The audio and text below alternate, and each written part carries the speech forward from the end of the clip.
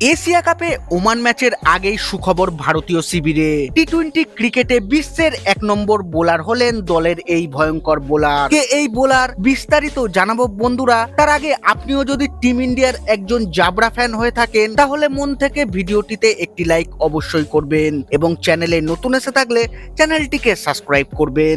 ভারতের টি-20 দলে ফেরার পর থেকে পারফরমেন্স ছিল চোখে পড়ার মতো।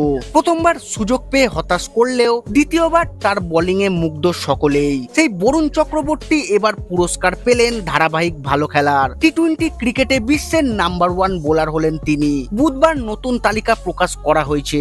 1 নম্বর ব্যাটারও একজন ভারতীয়, তিনি হলেন অভিষেক শর্মা। টি-20 ক্রিকেটের তৃতীয় ভারতীয় বোলার হিসেবে 1 নম্বর হওয়ার কৃতিত্ব অর্জন করলেন কেকেআরের এই মিস্ট্রি স্পিনার। এর আগে এই কাজ করে দেখিয়েছিলেন জসপ্রীত বুমরা এবং রবি বিষ্ণুই।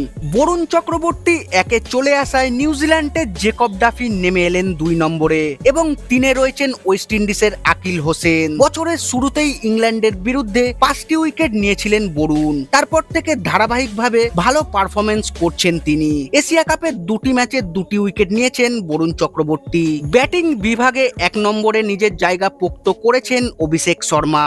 এশিয়া কাপের 2টি ম্যাচেই ঝোড়ো ইনিংস খেলেছেন অভিষেক, বেড়েছে স্ট্রাইক রেটও। এই মুহূর্তে তার রেটিং 884, যা তার কেরিয়ারের সর্বোচ্চ। দক্ষিণ আফ্রিকার বিরুদ্ধে অপরাজিত 141 রান করে দ্বিতীয় স্থানে এসেছেন ইংলিশ ব্যাটার ফিল সল্ট এবং 3 নম্বরে রয়েছেন জস বাটলার।